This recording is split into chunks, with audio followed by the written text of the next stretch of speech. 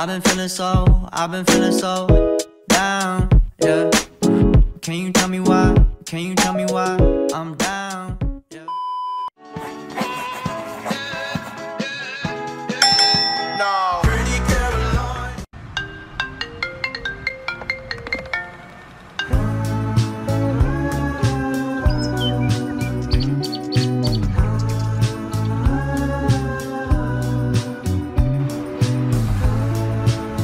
Good morning.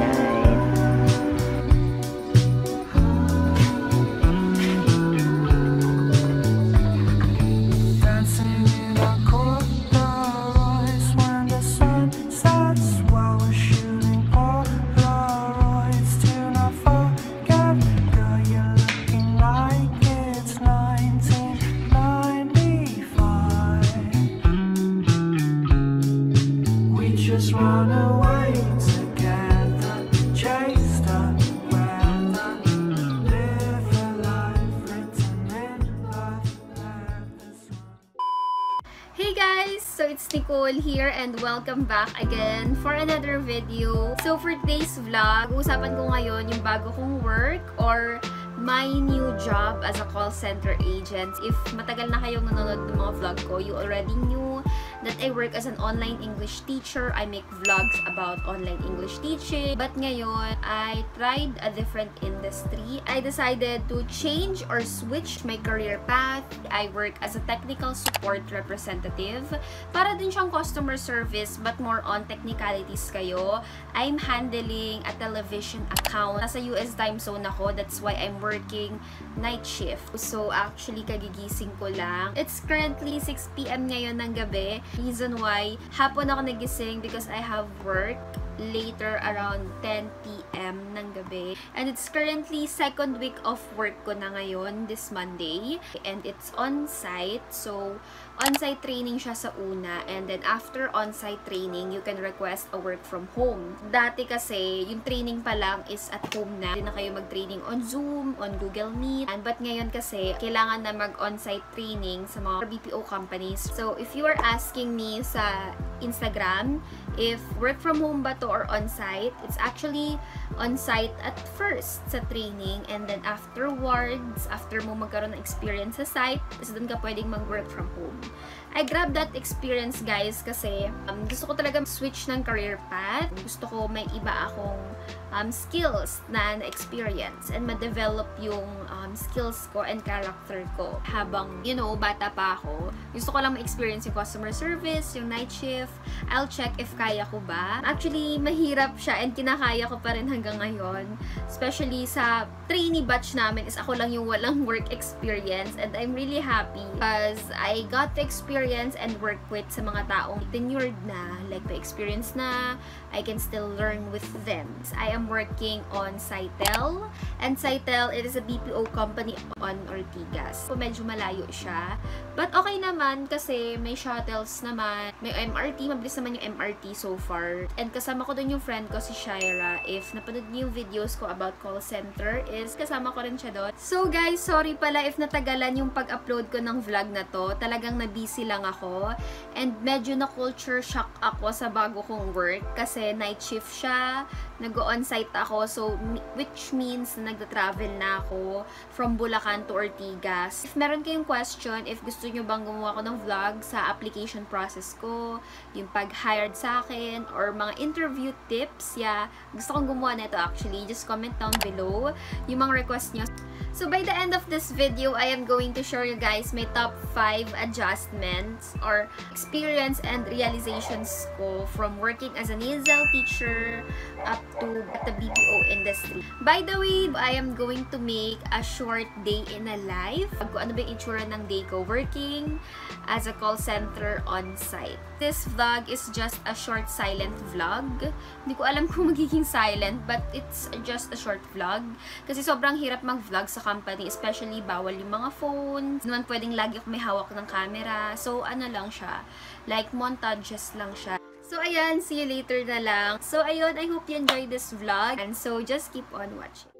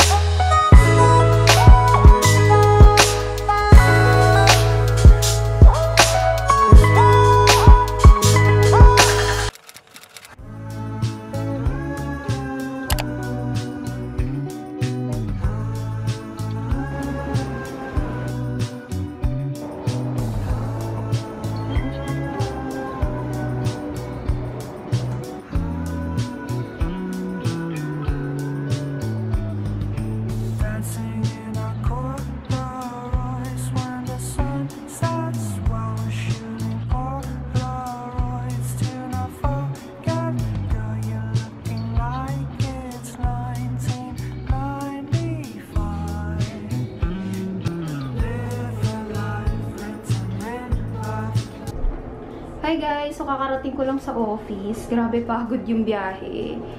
Mga 3 to 4 hours yung biyahe ko. And then naglakad din ako papunta. So ayun. Okay, so kakarating ko lang. Piling ko bubukas na elevator.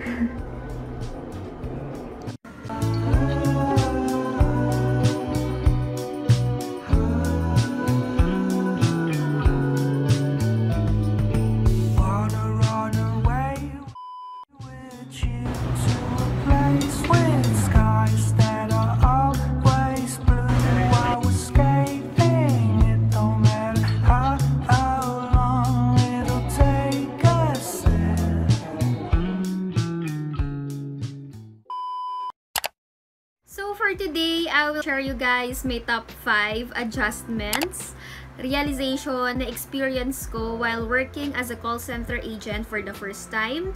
Take note guys, this is my first time working.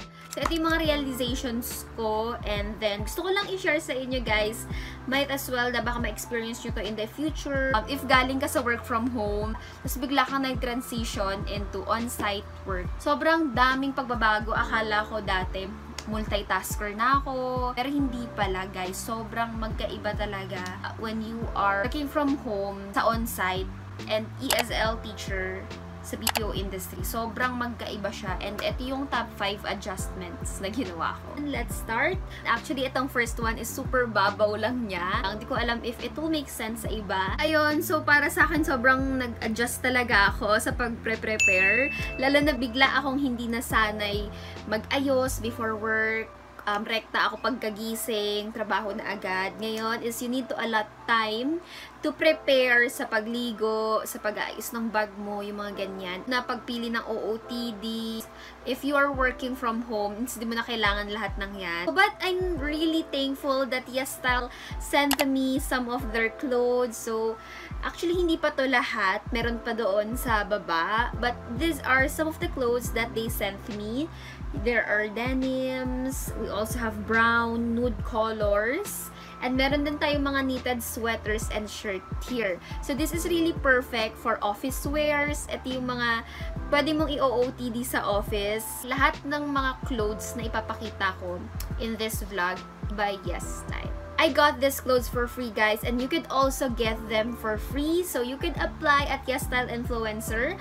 I will link it down below, and you can use my code for another discount. So yan guys, if you have at least 1,000 follower on TikTok, YouTube, or Instagram, you can also apply at YesStyle Influencer guys to have your free clothes. I will link it down below para malaman nyo kung paano mag-apply as a YesStyle Influencer. Super importante na ito sa akin because when I look good, ma-presentable ako, is mas na-perform ko yung best ko sa work ko. Like, confident ako sa susuot ko, confident din ako sa gagawin ko. Basta, in short, malaki yung naging adjustment ko sa biglang from work from home hanggang sa pag-on-site. Yung mula sa hindi nag-aayos at all, hanggang sa kailangan mag-aayos ka na. So now, for my second one is adjusting on a night shift schedule. Ito talaga yung pinaka number 1 para sa akin na in-adjust ko sa sarili ko. Sobrang night owl ko. I can pull a night outer. Talagang puyatera ako. Hilig ako magpuyat. But when it comes to working on a night shift, sobrang magkaiba sila. Yung nagpupuyat ka para mag-Netflix, nagpupuyat ka para mag-YouTube, mag-TikTok, kaysa sa nagpupuyat ka na nagtatrabaho. Sobrang malaking adjustment, and akala ko sa una madali siya because sanay na ako magpuyat. Puyatera na ako. But hindi pala. Sobrang nahirapan talaga ako. Noong una okay lang, like parang alive ako. Pagdating netong second week, parang antok na antok ako. Sobrang laking adjustment ko, and yung body clock ko rin sobrang nanibago. After kong mag-work, sa umaga ka na matutulog. And sobrang sacrifice sa body clock mo yung pagkakaroon ng night shift schedule. Okay, so for my third realization or experience on working as a call center on-site base is the struggle on commuting. So, ito din talaga yung isa sa malaking adjustment ko kasi ever since first job ko when I was 18, it's always work from home. Going from Bulacan up to Ortigas, Pasig is sobrang hirap. Yung biyahe ko, imagine niyo, is 3 hours. 2 to 3 hours a day talaga yung biyahe ko. And sobrang hirap niya mag-adjust kasi imbis na matutulog ka, magbabiyahe ka, dito ko na-appreciate bigla yung work from home. Yung mga freelance work, hirap lang mag-adjust, lalo na if mahirap yung biyahe, traffic, walang masakyan, yung usok, yung pagod, yung puyat. Ipagsama mo yun lahat, power off na yung katawan ko. But okay naman siya because I experienced working on-site, sa Pasig, mag-MRT araw-araw, magmadali kasi malilate, and masaya naman siya because when you are working on-site is marami kang magiging friend, mas madaling magtanong, mas madaling makapag-ask sa mga mentors, sa trainer mo, and masaya siya in short.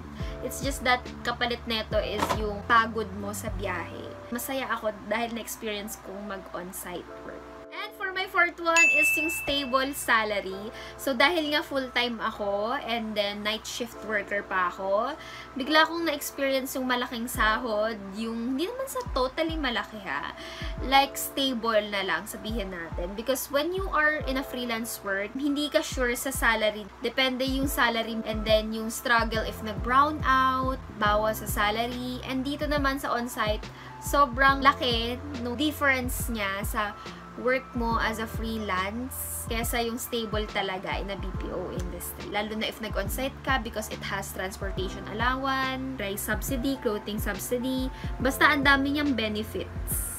And for number 5, speaking of benefits, ever since nung nag-ESL kasi ako, never kong inasikaso yung mga SSS, Pag-ibig, PhilHealth, yung mga ganyan. Like, wala pa siya sa isip ko. But ngayon, nung nag-work na ako on-site, is sobrang importante pala nito. And then, ito talaga yung hihingiin. So, ito naman is formal work na talaga. So, you need to provide SSS, Pag-ibig, PhilHealth. Because, on your salary, if nagkaroon ka na ng sweldo, ang guhulog din yung company sa payroll mo ng following numbers na. Masaya kasi may experience ko yung mga back pays, yung mga 13th month pay. So, ayun lang naman overall, lahat ng mga experience ko. Actually, konti pa lang to. Bye!